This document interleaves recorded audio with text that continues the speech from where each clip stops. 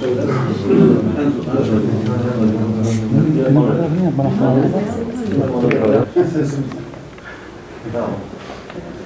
ederler ya. Tamam. TV yüzüne girme geliyor. Tamam geliyor. TV yüzüne. Şakamız lazım. Allah'ım sana yüzünden aşkına olsun bana olamam. Olsun bana annem benim annem. Allah'ım sana yüzünden aşkına olsun yarabbim ya da isterim.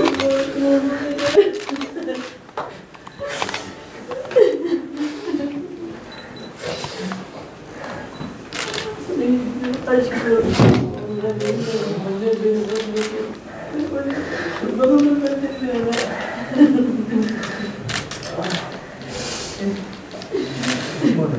Onun bu sevinç gözleridir anne. Umarım seni verebilirim babam. Sana işlerim aşkım.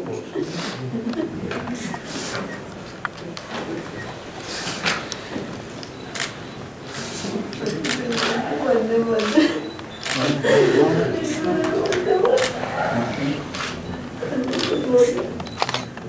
Annem benim annem.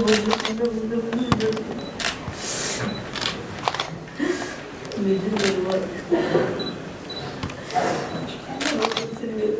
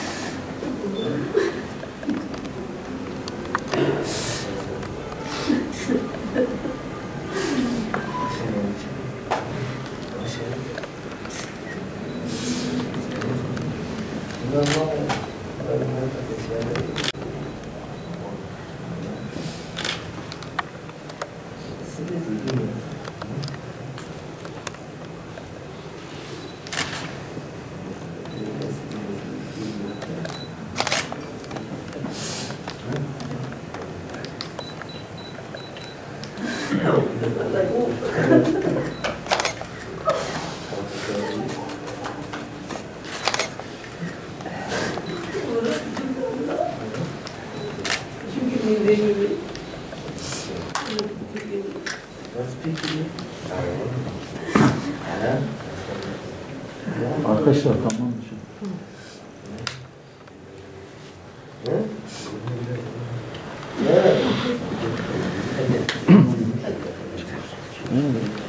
Başkanımız Recep Tayyip Erdoğan, Sayın İçişleri Bakanımız Süleyman Soylu, Sayın İl Jandarma Teşkilatı, Emniyet Teşkilatı, bizlere destek veren bütün sivil toplum kuruluşları ve medyaya çok teşekkür ediyoruz.